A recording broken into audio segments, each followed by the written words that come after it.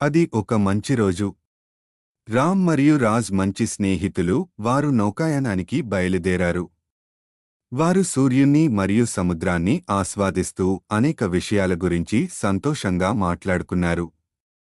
వారు ఒడ్డు నుండి చాలా దూరంగా వరకు వచ్చేశారు. ఇంతలో రామ్, రాజ్, రండి మనం ఇంటికి తిరిగి వెళ్తాం అన్నాడు. దానికి రామ్ అంగీకరించాడు. ఇద్దరు స్నేహితులు తమ పడవను ఒడ్డువైపుకు తిప్పారు. ఒక్కసారిగా ఆకాశం దట్టంగా మారింది. బలమైన గాలులు వీయడం ప్రారంభించాయి. అది తుఫానుగా మారింది.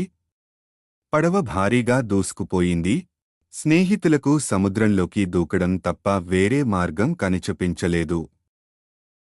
అదే సమయంలో ఒక చెక్క ఆ దారిలో తేలుతూ వచ్చింది. స్నేహితులిద్దరూ చెక్క వద్దకు చేరి దానిని గట్టిగా పట్టుకున్నారు. కాని ఇద్దరు వ్యక్తులను పట్టుకోవడానికి చెక్క చాలా తేలికగా ఉందని వారు కనుగొని నిరుత్సాహపడ్డారు. వారిలో ఒకరు మాత్రమే జీవించగలరు. రామ్ ఇలా అన్నాడు, రాజ్, నువ్వు చెక్కను పట్టుకో. నీకు పెళ్లయింది మరియు నీ కుటుంబం నీ మీద ఆధారపడి ఉంది. దానికి రాజ్ అన్నాడు, రామ్, నీకు తల్లి మరియు ఒక సోదరి ఉన్నారు. నీవే చెక్కను పట్టుకో.